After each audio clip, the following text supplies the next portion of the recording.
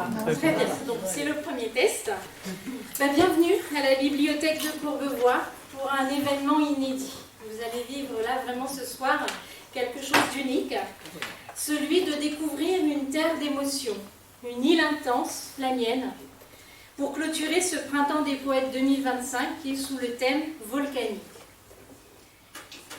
Il a été imaginé pour vous faire voyager à 12 000 km de Courbevoie jusqu'à un bout de caillou qui m'a vu naître et sur lequel j'ai grandi jusqu'à ma majorité. Vous avez pu découvrir les images vues du ciel de mon île à travers le photographe Serge Gelabert. Il y a aussi un livre qui circule avec des images en vue aérienne de cette île. Je me présente, je suis Nadine, la cofondatrice et présidente de l'association Nadine l'a fait, une association qui a tout juste 9 mois et qui a ses quartiers dans la capitale du Meaux, à Courbevoie. Je suis aussi depuis le 28 février académicienne de l'Académie de l'île de la Réunion, cette société savante.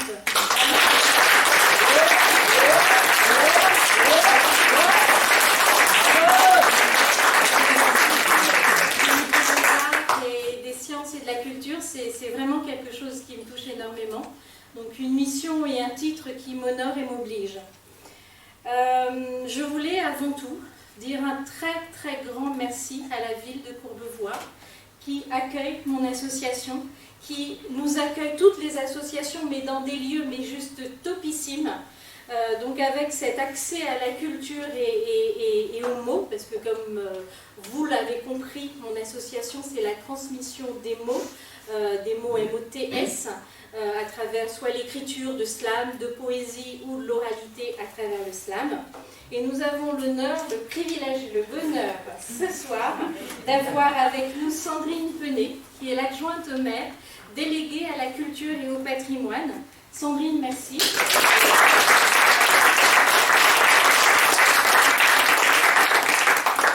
C'est gentil. En fait, l'honneur est pour moi plutôt d'être avec vous ce soir. Nadine est une de nos fidèles ambassadrices de la capitale du Meaux, parce que c'est vrai que c'est, en tout cas, c'est une autodéclaration qu'on a faite maintenant il y a quelques années. Quand j'ai eu ce slogan, en fait, au départ c'est un slogan, j'ai pensé à Angoulême. Vous savez, Angoulême, pendant longtemps, c'est auto-déclaré la capitale de la bande dessinée. Et puis, 70 ans plus tard, elle est reconnue au patrimoine de l'UNESCO comme la capitale internationale de la BD.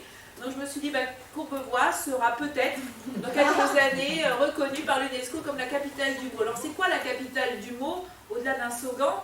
C'est l'envie de travailler sur ce matériau, un matériau vivant qui est le mot, qui nous permet, comme ce soir, de voir qu'on peut créer, on peut écrire, on peut chanter, on peut slammer, on peut faire du théâtre, on peut danser sur les mots. Le mot est un vrai matériel de création, c'est aussi un matériau de transmission, c'est la langue française, c'est une langue, c'est la francophonie, c'est des langues, c'est une langue qui se transmet, donc il y a tout ce travail qu'on fait aussi sur l'écriture et la lecture, et puis c'est une terre d'innovation, et ça permet de créer des liens. Ce soir, typiquement, on va voyager grâce aux mots, on va voyager grâce à la poésie, on peut innover, il y a des mots nouveaux, on travaille aussi sur les mots nouveaux, donc ça me permet comme ça de travailler sur tout un certain nombre de dispositifs toute l'année. Et au mois de juin, la capitale du Meaux, c'est notre 14 juillet à nous. Si vous voulez, tout le mois de juin, il y a le festival des mots libres. Donc maintenant, l'année dernière, les Jeux Olympiques, c'était l'honneur aux sportifs, mais on revient en force cette année. Donc à partir du 6 juin, inauguration à Carpeaux. Et pendant tout un mois, donc on va avoir un très beau programme, là, on est en train de le finaliser, 2 spectacles, des rencontres avec des auteurs, mais pas que. Donc cette année, le thème, je peux le dévoiler, je crois, c'est plus sous embargo, c'est les mots encore en 2 mots. Donc encore, on va avoir la danse, parce que les mots, on va s'apercevoir que les mots, en fait, ont quelque chose à voir aussi avec la danse. Ils ont quelque chose à voir avec les sens. Donc il y aura les mots sensibles, on va travailler sur l'ensemble des sens, et l'espace. On va avoir le privilège d'avoir l'espèce d'espace de Pérec qui sera monté à Courbevoie. Donc on va travailler, on va malaxer tout ça et ça part tout d'un mois, il y aura pour tout le monde, les grands, les petits, le théâtre, le slam. Et en tout cas, merci à Nadine d'être une de ces talents, parce que mon deuxième slogan c'est Courbevoie, terre de talent, j'aurais l'air de... Camille et Ivana qui connaissent bien notre nom. Terre de talent parce que, voilà, typiquement, on a aujourd'hui avec nous un talent et un jeune talent de Courbevoie, notre poétesse, que vous aurez l'honneur d'écouter tout à l'heure. Donc Courbevoie, Terre de talent, c'est aussi pour nous, en tout cas je dis nous parce qu'il y a l'équipe qui est là de la culture, il y a Bérangère qui est là, puis c'est toute l'équipe qui travaille avec moi.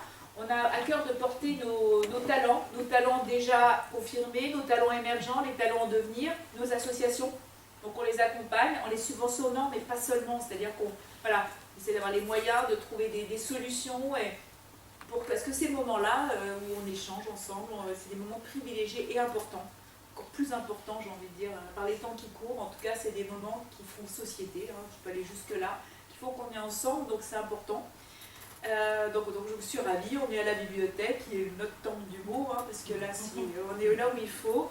Et en tout cas merci d'être là ce soir. On va voyager à travers les mots, on va aller dans cette belle île de la Réunion. Je ne sais pas si certains d'entre vous la connaissent bien, moi malheureusement je ne suis jamais allée, je connais Madagascar qui n'est pas loin, je ne connais pas la Réunion. Et voilà, et en tout cas merci et bonne soirée à tous. Merci.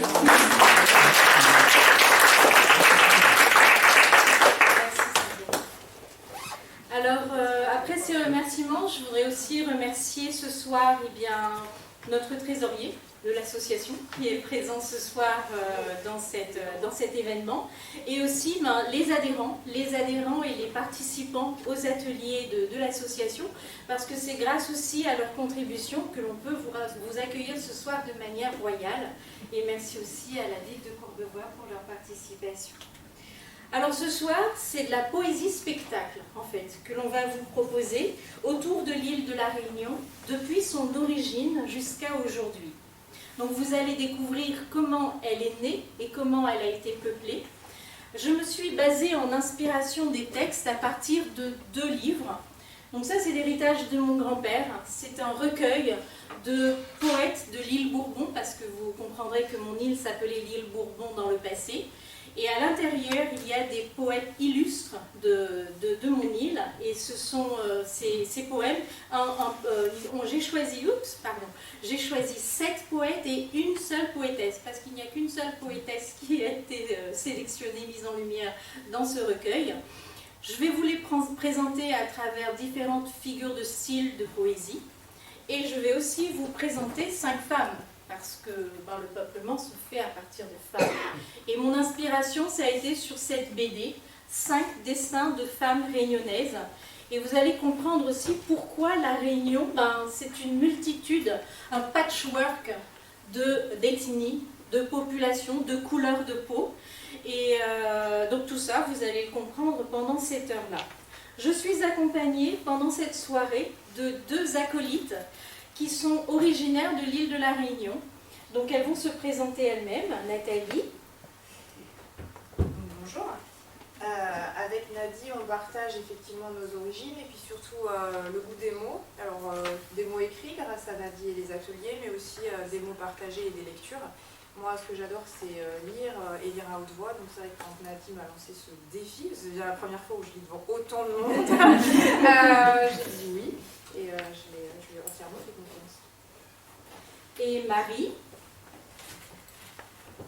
Moi, je suis la zoréole du groupe, c'est-à-dire zoréole, c'est un mélange de zoreilles, donc les métropolitains, et créole, parce que je suis née ici, mais je suis arrivée à La Réunion, j'étais tout bébé, et j'ai passé 20 ans, donc mon enfance, mes Madeleines à moi, elles sont créoles, et je me suis retrouvée dans ce joli piège, parce que j'ai un accent créole que vous entendrez tout à l'heure. C'est la petite surprise du final. Merci Nathalie et Marie. Sur l'écran, vous allez voir apparaître des photos. Vous allez voir que ce sont des vieilles photos. Ben oui, parce que je vais vous parler du passé et de la naissance de l'île de la Réunion. Et donc, je tiens aussi à remercier le département de la Réunion et particulièrement l'Iconothèque historique de l'océan Indien, parce que c'est grâce à leur support que j'ai pu avoir ces photos. Ça vous permettra aussi de mettre un visage sur les âmes qui sont ces poètes illustres qui ont écrit les poèmes que Marie et Nathalie vont vous lire. Maintenant, je vais me taire et je vais prêter la voix à mon île. Alors peut-être, je ne sais pas, mais peut-être sur un ou deux poèmes, je vais vouloir faire toc-toc et vous reparler. Mais là, c'est fini. Et c'est mon île qui va vous parler et qui va vous expliquer comment elle est née. Bon voyage à tous et à tout à l'heure.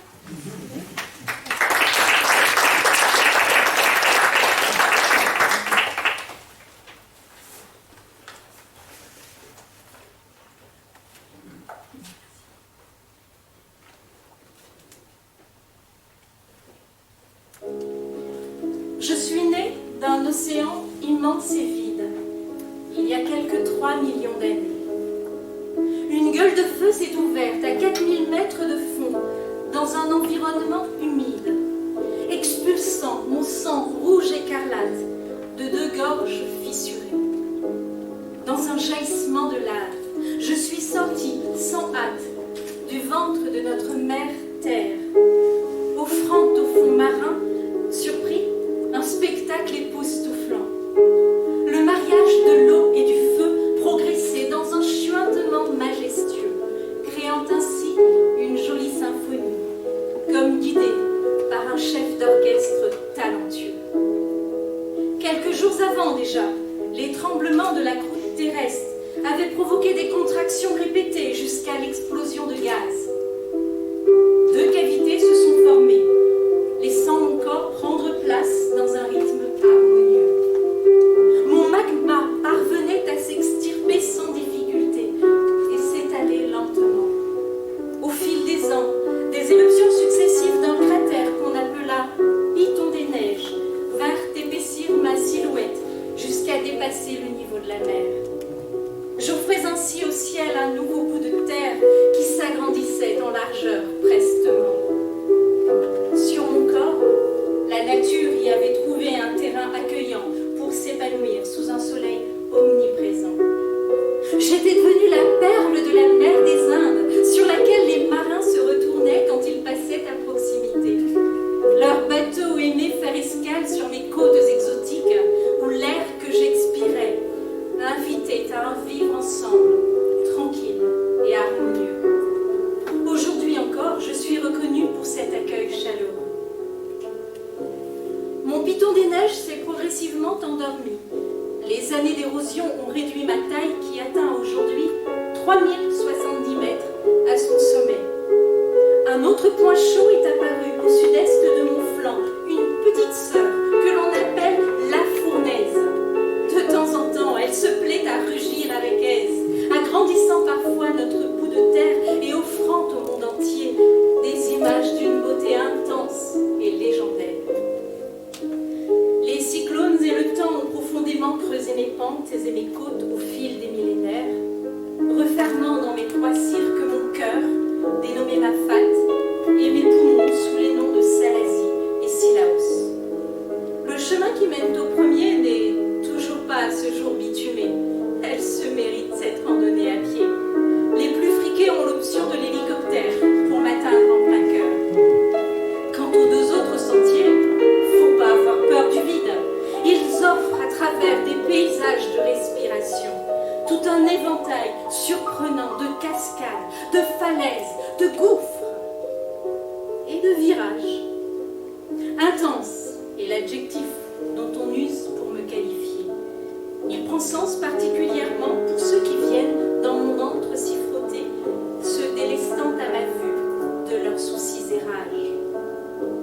Les marrons ont su y trouver dans le passé des oasis de liberté dans les sentiers escarpés afin d'échapper à la dure condition d'esclave quand mon sol fut colonisé.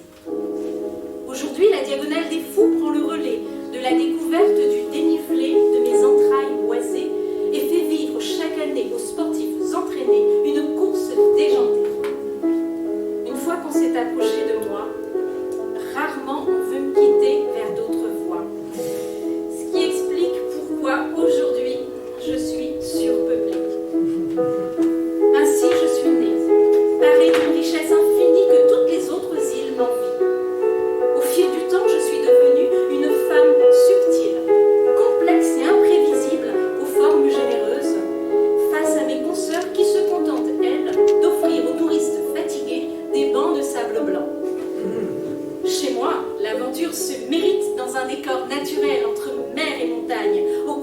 de mon peuple accueillant où se respectent plusieurs sortes de religions.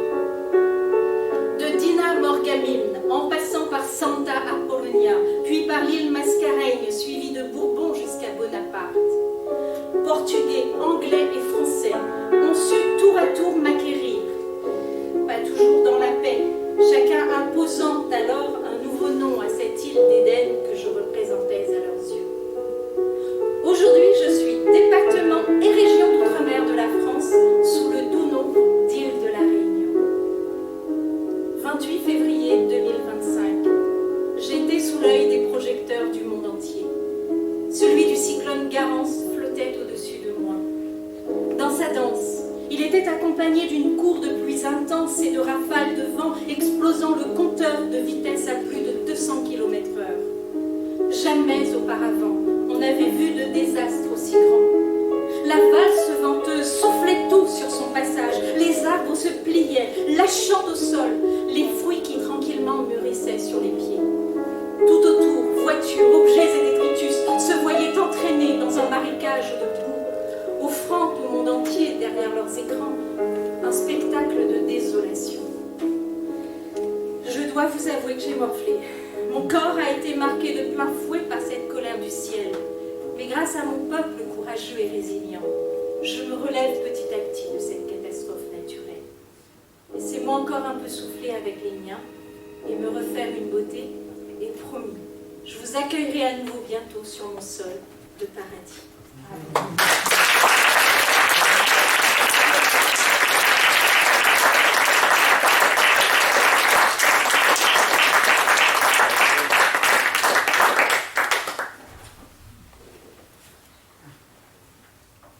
Anne Mousse, 1668-1733, grand-mère de tous les Réunionnais, fut le premier enfant de sexe féminin né en mon sein, à une époque où j'étais une île déserte et isolée de l'océan Indien. Elle fut le fruit de parents malgaches esclaves, préférant mon cadre de vie à celui de Madagascar, qui était le centre de toutes les attentions de la France en tant que colonie. Par mon premier gouverneur et aussi son parrain, Anne fut affranchie. Elle épousa un homme originaire du Morbihan, devint propriétaire de quelques esclaves et tout en dirigeant un domaine agricole, elle contribua à mon peuplement en m'offrant une descendance de 8 enfants. Veuve à 53 ans, elle épousa un Portugais de 19 ans son cadet. Ensemble, ils ont œuvré au développement d'une paroisse dans un bourg appelé Sainte-Marie, sur l'une de ses extrémités. Ils avaient à cœur, à travers ce projet, d'éduquer des jeunes pour qu'ils jouissent de la liberté. Antoine de Bertin, 1752-1790, en un quatrain. Antoine de Bertin fut l'enfant d'une grande famille de colons. Il m'abandonna à jamais à 9 ans pour aller en France parfaire son éducation. Ami du poète Évariste Parny, il partagea avec lui les aventures d'une carrière militaire et l'amour de la poésie. Dans ses souvenirs et ses descriptions de l'île natale, on y rencontre un goût assez vif de la campagne, des notations justes et originales qui alternent cependant avec des passages didactiques et prosaïques. Nathalie va vous lire ses regrets.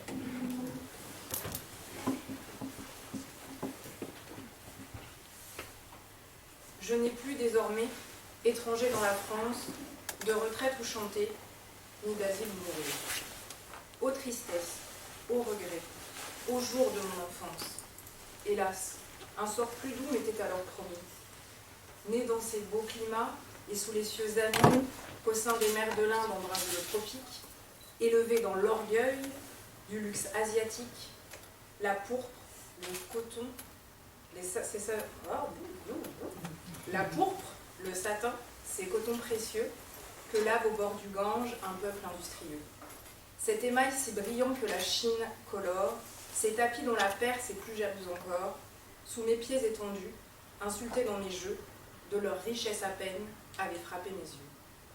Je croissais, jeune roi de ces rives fécondes, le roseau savoureux fragile avant des ondes, le manguier parfumé, le dattier nourrissant, l'arbre heureux où mûrit le café rougissant. Des cocotiers enfin, la race antique et fière, montrant au-dessus d'eux sa tête tout entière. Comme autant de sujets attentifs à mes goûts, me portaient à l'envie les tribus les plus doux. Pour moi, d'épais troupeaux blanchissaient les campagnes, 1000 chevreaux erraient suspendus aux montagnes, et l'océan, au loin, se perdant sous les cieux, semblait offrir encore pour amuser mes yeux. Dans leurs cours différents, 100 barques passagères qu'emportaient ou la rame ou les voiles légères. Que fallait-il de plus?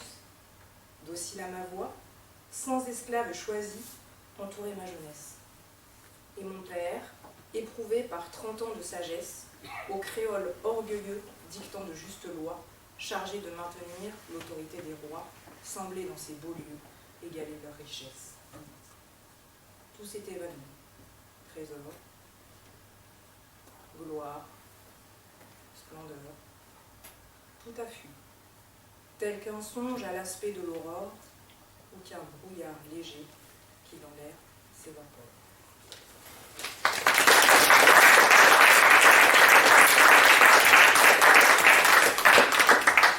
Évariste Parny, 1753-1814, en un sonnet marotique. Au milieu du XVIIIe siècle naquit Évariste Parny. Élevé sur mes terres jusqu'à 9 ans, il s'envola vers Rennes pour étudier.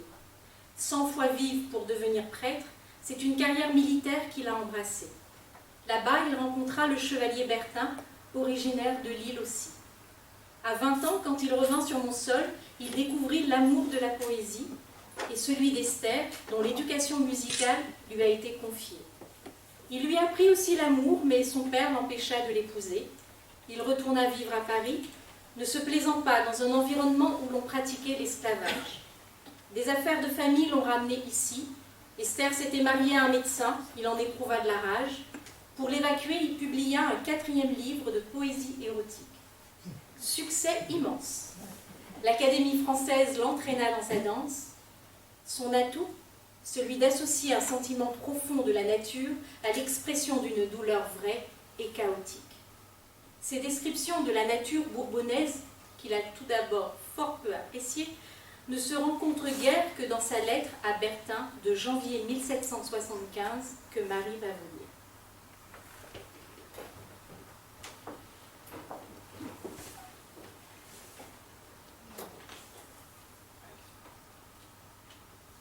Tu veux donc, mon ami, que je te fasse connaître ta patrie? Tu veux que je te parle de ce pays ignoré que tu chéris encore parce que tu n'y es plus? Ici, ma main dérobe à l'oranger fleuri ces pommes dont l'éclat séduisit Atalante.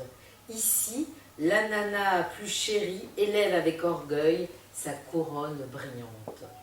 De tous les fruits ensemble, il réunit l'odeur. Sur ce coteau, latte pierreuse livre à mon appétit une crème flatteuse. La grenade plus loin s'en trouve avec lenteur. La banane jaunie sous sa feuille élargie. La mangue me prépare une chair adoucie. Un miel solide et dur pend en haut du dattier. La pêche croît aussi sur ce lointain rivage. Et plus propice encore, l'utile cocotier me prodigue à la fois le mets et le breuvage.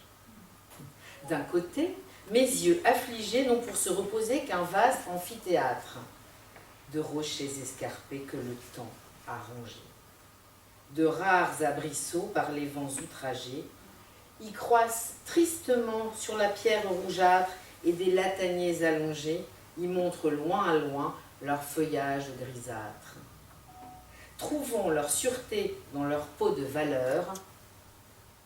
Là, d'éthiques perdreaux de leurs ailes bruyantes rasent impunément les herbes jaunissantes et s'exposent sans crainte au canon du chasseur. Du sommet des remparts, dans les airs élancés, la cascade à grand bruit précipite ses flots et roulant chez Tétis, son oncle courroucé du nègre infortuné, renverse les travaux. Ici, sur les confins des États de Neptune, où jour et nuit son épouse importune afflige les échos de longs mugissements, du milieu des sables brûlants sortent quelques toits de feuillage. Rarement, le zéphyr volage y rafraîchit l'air enflammé. Sous les feux du soleil, le corps inanimé reste sans force et sans courage. Quelquefois, l'aquilon bruyant, sur ses ailes portant l'orage, s'élance du sombre Orient. Dans ses antres l'onde profonde s'émeut, s'enfle, mugit et gronde. Au loin, sur la voûte des mers, on voit des montagnes liquides s'élever, s'approcher, s'élancer dans les airs, retomber et courir sur les sables humides. Les flammes du volcan brillent dans le lointain. L'océan franchit ses entraves, inonde nos jardins et porte dans nos caves des poissons étonnés de nager dans le vin.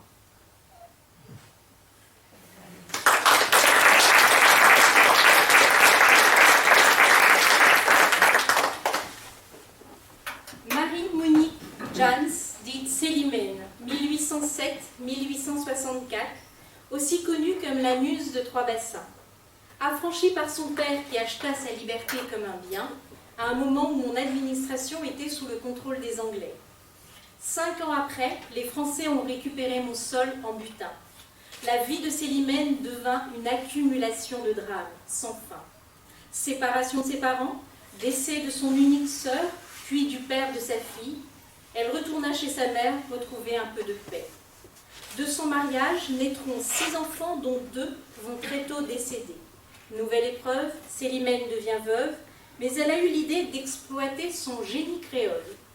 Dans son auberge, elle attirait les voyageurs en chantant ses propres textes en français et en créole, accompagnés de sa guitare. Un vrai chef-d'œuvre. À qui veut l'entendre, elle se disait petite fille d'Évariste Parny, membre de l'Académie française, Parny.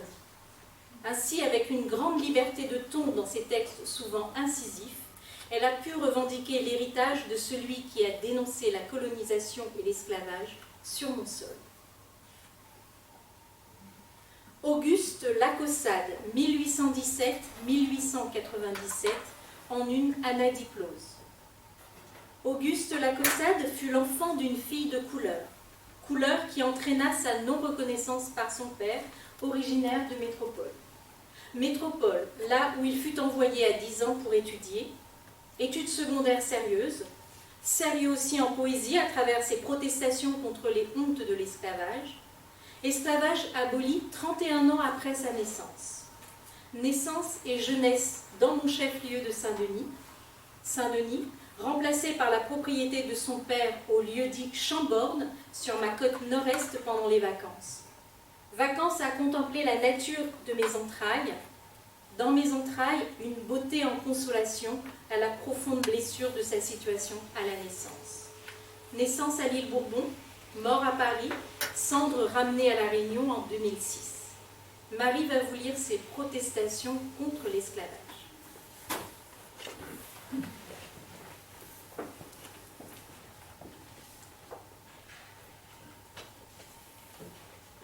Nous sommes les enfants, l'attente d'un autre âge, de l'opprimé sur nous, que les pleurs soient puissants. Vengeons un séculaire outrage, du crime des aïeux, nous sommes innocents. Combattez donc, amis, sans relâche et sans trêve. De toute énigme obscure, un jour, l'homme a le mot. Non, sa foi n'était point un rêve, et ce qu'il a prédit, nous le verrons bientôt. Pressons de tous nos vœux l'aube qui doit éclore, hâtons l'avènement d'un jour pour tous meilleur, et vers l'horizon vague encore, levons incessamment nos yeux et notre cœur. À ces jeunes clartés, l'avenir vous appelle, détournez vos regards d'un présent déjà vieux, et semblable à l'hirondelle pour trouver la lumière, allez sous d'autres cieux. La lutte vous attend. Dans la mêlée austère, vos mains se couvriront de sanglantes sueurs. Hélas, pour féconder la terre, les cieux ont leur soleil. L'homme n'a que ses pleurs. Mais la lutte grandit, mais la lutte a ses charmes. La pensée est un fruit que l'éclair doit mûrir. Nous n'enfantons que dans les larmes. Du présent en travail jaillira l'avenir. Et Et qu'importe la haine et sa clameur jalouse d'un passé qui s'éteint, les sarcasmes moqueurs. Le malheur que la gloire épouse est un malheur, ami, fait pour de nobles cœurs. Marchez donc et luttez. Du vieux monde qui croule, brisant les dieux, brisant la vieille iniquité, bâtissez un temple où la foule puisse abriter enfin sa féconde unité. De la stérile nuit de nos haines premières, que pour l'homme nouveau surgisse un nouveau jour, émancipé par les lumières, semé dans les esprits la moisson de l'amour. Oh, de l'amour surtout, alimenter les flammes, rappeler cet amour que le méchant proscrit, enseigner sans cesse à nos âmes cette fraternité qu'enseignait Jésus-Christ. Éteignez dans les cœurs les feux de la vengeance, l'esprit affranchi mieux que le glaive irrité, l'étoile de l'intelligence sur nos mœurs doit éclore avant la liberté.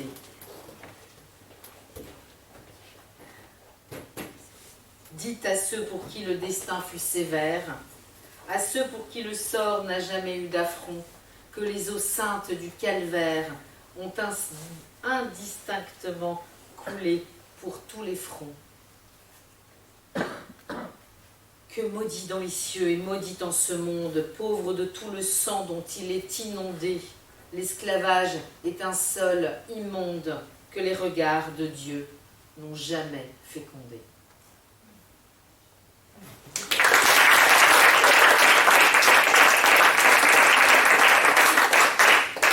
Je vais vous demander une petite pause de 2 secondes parce que j'entends Nadie là à l'oreillette qui a envie de dire quelque chose. On va la laisser parler. Alors je voulais juste vous parler de ce livre, Les Marrons, de Louis T'Imagène Watt. C'est le premier roman réunionnais. Et cet homme, Louis T'Imagène Watt, donc, est un marron. Donc, le marronnage, c'est quand on échappe à l'esclavage. Et il a réussi à échapper à l'esclavage, il a été exilé en France et il a écrit ce roman que j'ai découvert et que j'ai découvert l'année dernière parce qu'il est écrit sur tout un boulevard dans mon île. Ça s'appelle le boulevard Sud, enfin ça s'appelle pas, c'est sur le boulevard Sud et ça a été écrit pendant 6 mois de manière manuscrite avec l'artiste Stéphanie Lebon. Et j'ai passé 2 heures sur ce boulevard Sud à lire ce livre, ce roman qui est juste magnifique. Donc si le spectacle de ce soir vous plaît, sachez que vers le 20 décembre de cette année, donc le 20 décembre c'est la date de l'abolition de l'esclavage, 20 décembre 1848, j'ai pour objectif de vous faire la lecture de ce livre en 1 heure. Donc suivez-moi sur mes posts, j'ai ma carte de visite, je suis sur tous les réseaux sociaux, Facebook, Instagram, etc. Maintenant je me tais. Je donne la parole à mon île et puis je vais essayer d'avoir une salle un petit peu plus grande.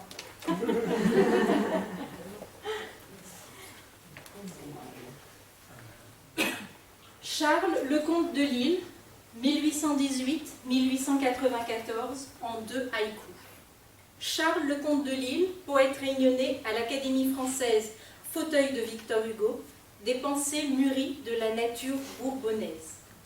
Nathalie va vous lire un de ses poèmes antiques intitulé Nox, où il joue sur les teintes claires et sombres, tel un peintre de clair-obscur.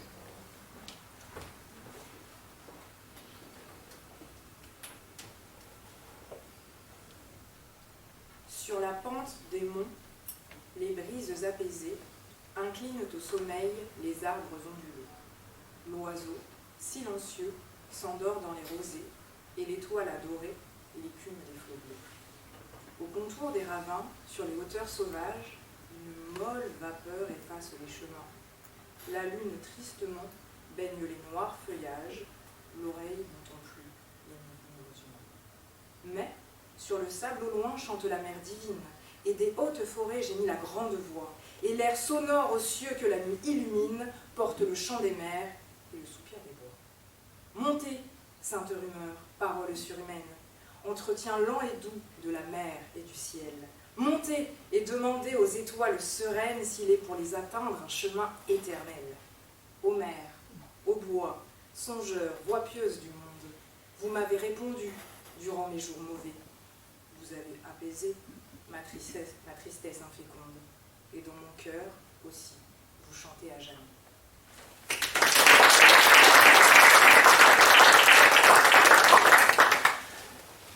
Sia, divinité de l'hindouisme en personnage imaginaire, pour illustrer la venue de femmes indiennes entre 1828 et 1882 sur mes terres.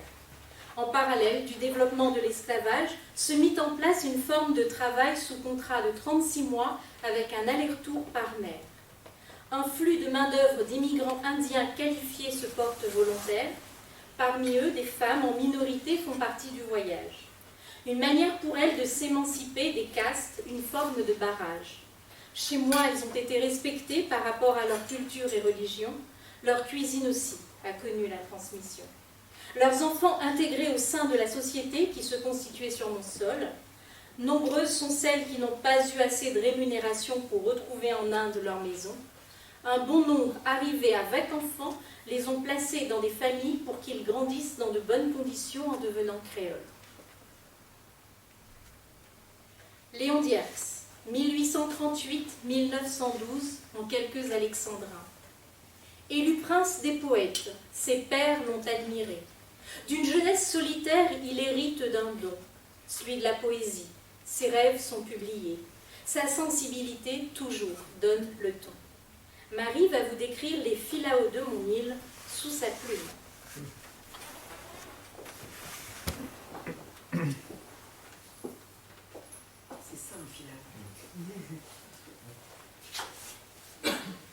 Là-bas, au flanc d'un mont couronné par la brume, entre deux noirs ravins roulant leurs frais échos, sous l'ondulation de l'air chaud qui s'allume, règne un bois toujours vert de sombres philaos.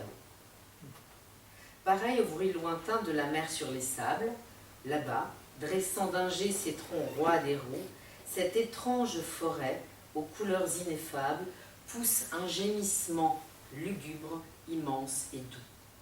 Là-bas, bien loin d'ici, dans l'épaisseur de l'ombre, et tout pris d'un frisson extatique, à jamais, ces philaos songeurs croisent leurs nefs sans nombre et dardent vers le ciel leur flexible sommet. Le vent frémit sans cesse à travers leurs branchages et prolonge en glissant sur leurs cheveux froissés, pareil au bruit lointain de la mer sur les plages, un chant grave et houleux dans les taillis bercés. Des profondeurs du bois, des rampes sur la plaine, du matin jusqu'au soir, sans relâche, on entend sous la ramure frêle une sonore haleine qui naît, accourt, s'emplit, se déroule et s'étend, sourde ou retentissante, et d'arcade en arcade, va se perdre aux confins noyés de brouillard froid, comme le bruit lointain de la mer, dans la rade s'allonge sous les nuits, pleines de longs effrois. Et derrière, les fûts pointant leurs grêles branches, au rebord de la gorge où pendent les mouffias, par place on aperçoit, semés de taches blanches, sous les nappes de feu qui pétillent en bas, les champs jaunes et verts descendus au rivage, puis l'océan qui brille et monte vers le ciel. Nulle rumeur humaine à ces hauteurs sauvages, Marie. Et ce soupir, ce murmure immortel, pareil au bruit lointain de la mer sur les côtes, épand seul le respect et l'horreur à la fois dans l'air religieux des solitudes hautes. C'est ton âme qui souffre aux forêts, c'est ta voix qui gémit sans repos dans ces mornes savanes, et dans l'effarement de ton propre secret, exhalant ton arôme aux éthers diaphanes sur l'homme ou sur l'enfant, vierge encore de regrets, sur tous ces vils soucis, sur ces gaietés naïves, tu fais chanter ton rêve, ô bois, et sur ton front, pareil au bruit lointain de la mer sur les rives, plane ton froissement solennel et profond. Bien des jours sont passés et perdus dans l'abîme où tombent tour à tour désir, joie et sanglots. Bien des foyers éteints qu'aucun vent ne ranime gisent ensevelis dans nos cœurs sous le flot sans pitié ni reflux de la cendre fatale, depuis qu'au vol joyeux de mes espoirs j'errais au bois et au lien. Sous ta voûte natale, seule, écoutant venir de tes obscurs retraits, pareil au bruit lointain de la mer sur les grèves, ta respiration onduleuse et sans fin. Dans le sévère ennui de nos vanités brèves, fatidique chanteur au douloureux destin, vous épanchiez sur moi votre austère pensée. Et tu versais en moi, fils craintif et pieux, ta grande âme, ô nature éternelle offensée. Là-bas, bien loin d'ici, dans l'azur près des cieux, vous bruissez toujours au revers des ravines. Et par-delà les flots, du fond des jours brûlants, vous m'emplissez encore de vos plaintes divines, Philao chevelu, bercé de souffle lent. Et plus haut que les cris des villes périssables, j'entends votre soupir immense et continu, pareil au bruit lointain de la mer sur les sables, qui passe sur ma tête et meurt dans l'inconnu.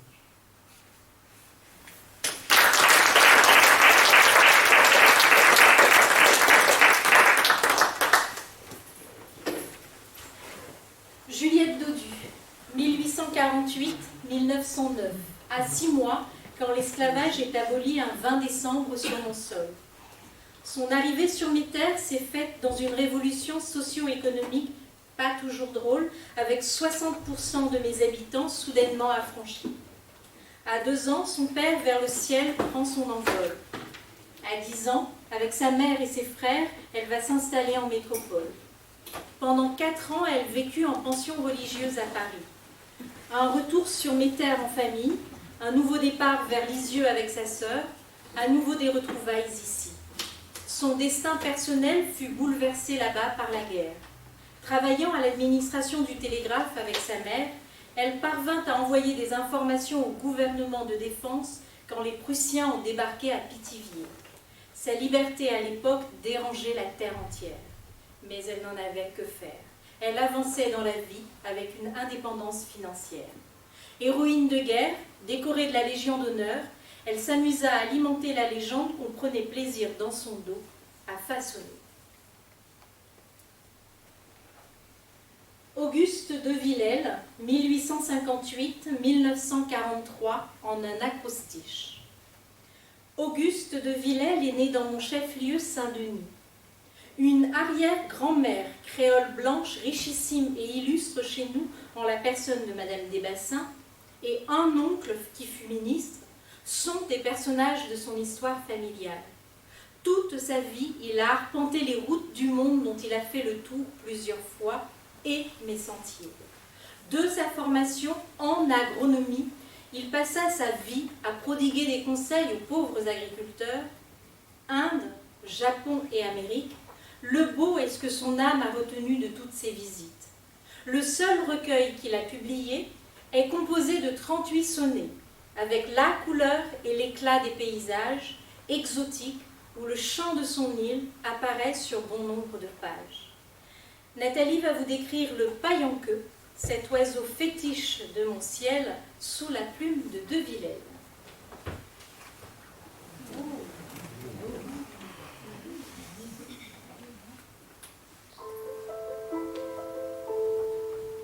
Si Jersey se devine au cri des goélands, de Bourbon à plus d'une lieue, avant de découvrir les pics étincelants, on reconnaît les paillanqueux.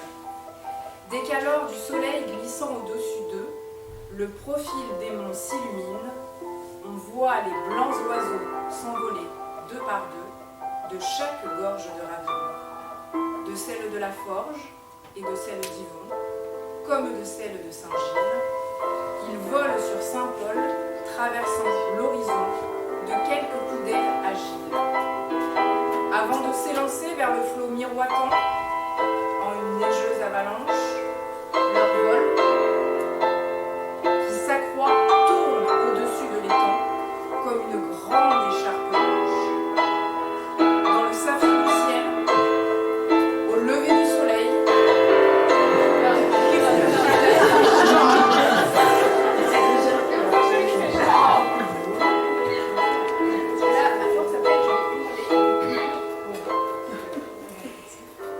Dans le saphir du ciel, au lever du soleil, ces oiseaux des côtes natales rappellent à l'esprit, par leurs éclats pareils, toutes les blancheurs virginales. La splendide beauté des marbres éclatants, les cygnes à la voix divine, la fleur des nymphéas sur l'onde des étangs, la neige, l'albâtre, l'hermine. Le vol des pailles en queue aux profondeurs de l'air, en long cercle plat et tournois, puis, comme un trait d'argent, au miroir de la mer, s'élance avec des cris de joie. Quand s'ébat leur essaim sur la crête des flots, si blanches et légères et leurs plumes, qu'au lieu d'oiseaux, ils semblent à l'œil des matelots, voir voler des flocons d'écume.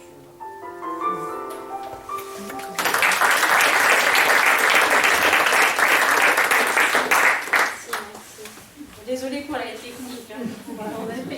On a fait des essais de voix, mais là on n'a pas entendu celui-là. Louis Ozou, 1869-1935, en un portrait. Il est né dans mon chef-lieu de Saint-Denis. Il fit ses études au lycée ici. Il partit pour Bordeaux étudier la médecine et les beaux-arts. Il excella dans les deux domaines, fait qu'il est important de souligner tellement c'est rare. Il écrivait et communiquait en conférence à une grande fréquence et avec une haute qualité. Il est mort dans mon chef-lieu de Saint-Denis. Nathalie va vous décrire le cirque de Mafate, vous vous souvenez, mon cœur, celui qui n'est pas accessible encore aujourd'hui à pied, mais en hélicoptère, oui. Donc sous la plume de Louis Ozou.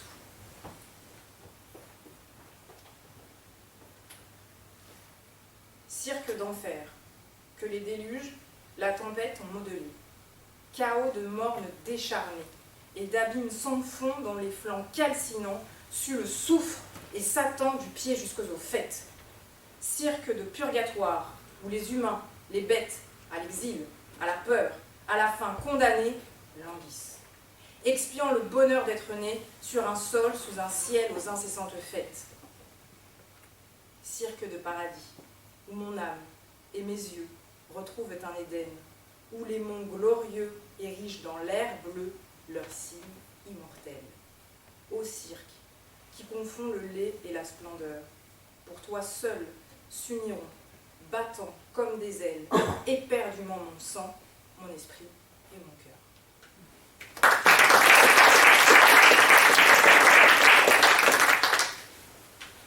Marie-Aline Vuattion. Le destin de Marie-Aline Vuattion, 1893-1960, est un exemple de parcours d'intégration des Réunionnais d'origine chinoise sur mon sol. Ses parents débarquèrent sur mes terres vers 1862, quand une immigration chinoise prit son envol.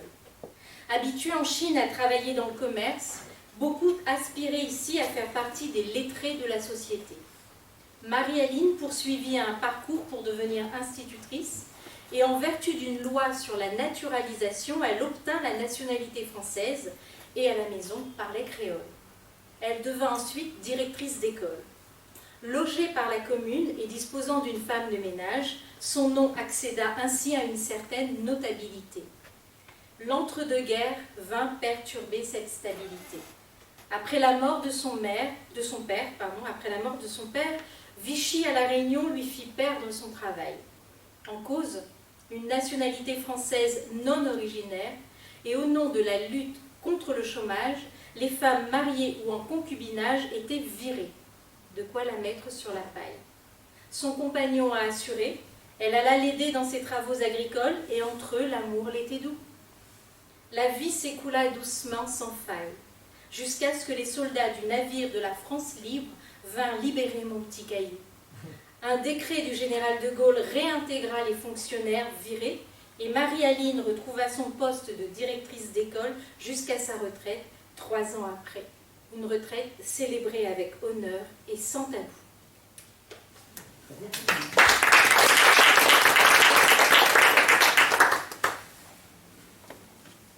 Anne-Marie de Gaudin de Lagrange, 1902 et 1943, est la seule poétesse qui apparaissait dans le livre d'Hippolyte Fouque. Et donc, en tant que femme, je me devais de vous présenter une poétesse. Alors, on l'a dit réunionnaise, mais elle est née à Marseille. Alors, elle, je vais vous présenté sous les mots d'Hippolyte Fouque. Donc Hippolyte Fouque a été président de l'Académie de l'île de la Réunion. Seule poétesse réunionnaise née hors de la Réunion, mais morte sur l'île. Par son père, elle appartient à une famille de la noblesse provençale et par sa mère d'une famille écossaise. Encouragée par son oncle Auguste de Villèle et par le poète mauricien Robert Édouard Hart, elle décide de se consacrer à la poésie. C'était une jeune fille mince et pâle, de qui les rêves de bonheur s'étaient fanés dans la rouge saison guerrière de 1918. Très cultivée, imprégnée héréditairement d'une double tradition française et britannique, elle a demandé à la solitude et au silence, à la méditation mystique, à la contemplation de la nature, au culte des beaux vers et à la charité chrétienne, un dérivatif au deuil de son printemps dévasté. Deux minces recueils poétiques gardent la mémoire d'un jeune mais indéniable talent au service d'une sensibilité exquise, vibrant au spectacle des beautés naturelles ainsi qu'au souffle des hautes inspirations religieuses. Une mort prématurée en juin 1943 n'a pas permis l'épanouissement de ses dons remarquables. Marie va vous lire un poème d'elle sur une grande case. Donc la case, c'est la maison, ce qu'on appelle la case, c'est la maison chez nous. C'est ainsi qu'on appelle les maisons sur mon sort.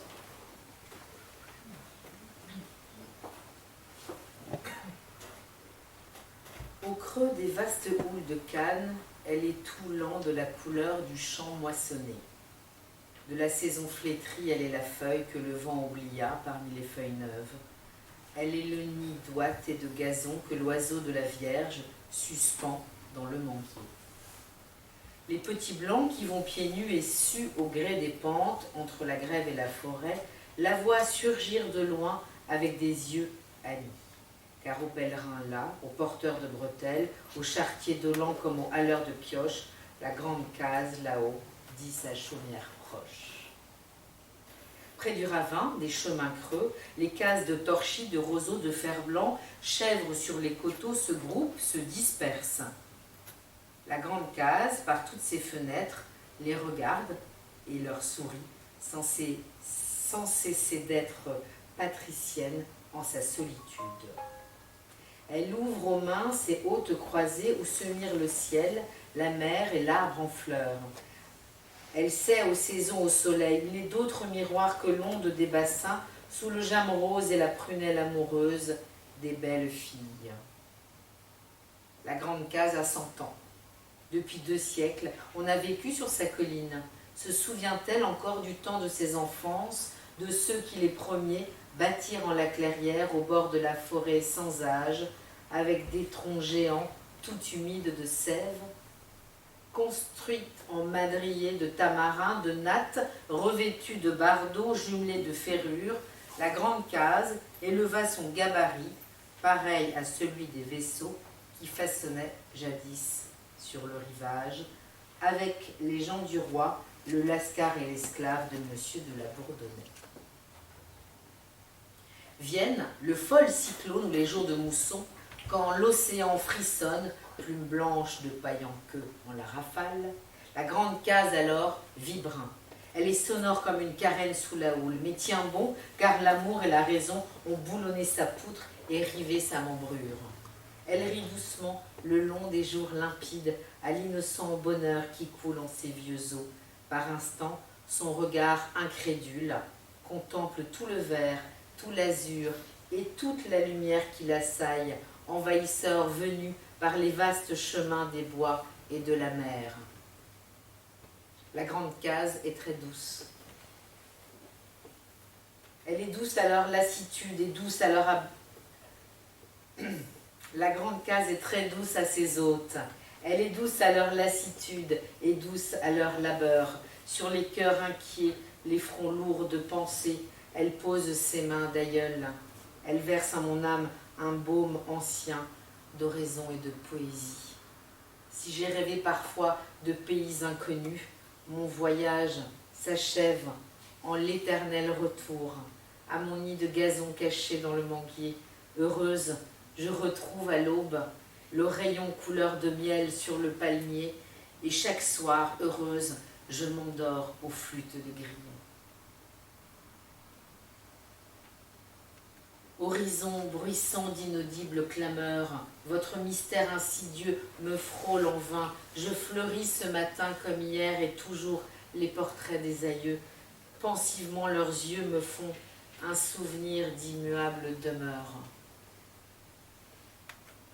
À l'heure de la sieste, ou le soir, sous la lampe, j'aime à refeuilleter leurs livres fatigués qu'on vendit à Paris, rue Neuve Notre-Dame, avec approbation, privilège du roi, leur Bible de Sacy, dont les siècles patinent les ors et l'édition dernière en 3 volumes, 1789, chez Didot l'aîné, de l'œuvre de Racine. Mais lorsque sur la nuit, je ferme les fenêtres, je m'attarde souvent, car je vois aux étoiles passer au large de l'océan d'ombre bleue, fanaux éteints, gonflant sous l'alizé sa voile, le vaisseau flibustier qui rôle autour de l'île ou le brick du corsaire au port Louis attendu.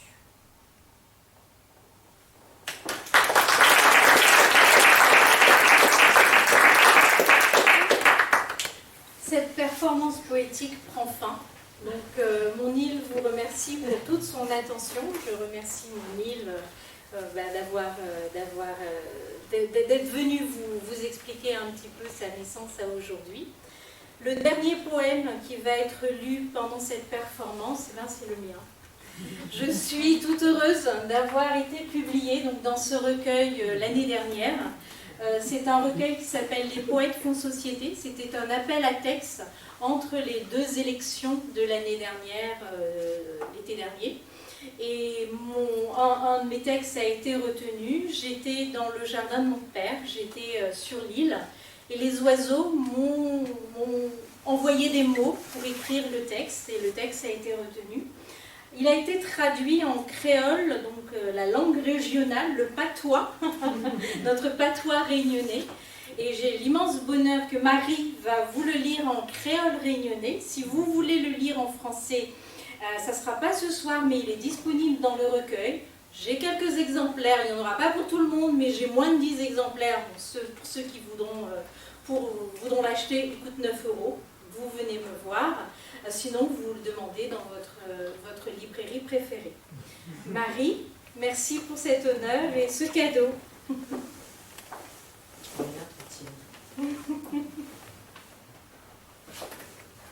Ici, quand les oiseaux chantent, zot tout ensemble. Zot chanter, les pas monter, zot chanter, il dig mon cœur. Dans le ciel, banaïwa notre malheur et notre misère. Alors, zot y crie, zot douleur, zot y dit à nous arrête trop de bataille. Et zot zèle, zot y écrit si bonne mire. Et ma zot langue, notre lot la boue. Zot y gagne pied avec notre coup de cong dans notre monde en complication. Ici, l'eau crie, bonnes oiseaux, les plis forts notre causée. Dans notre l'époque en zoboc. Il entend Azot, il appelle à nous, il prévient à nous. Ici, Zot y habite sciemment sur la terre au milieu de l'océan. Banaz habitants yem Azot, dopibar zorziscatibrin. Zot y habite ensemble, sans contrariété. Saison la pluie, saison soleil, ex-sourire, dans un quai réunionnais. Alors,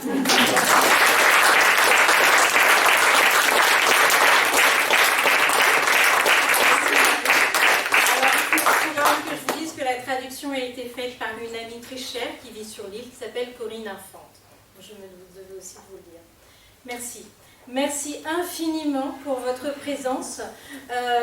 On va vous saluer et puis il y a Bérangère qui va dire quelque chose. Ah oui, qui va appeler. Alors, on va vous saluer pour vous remercier quand même pour votre écoute.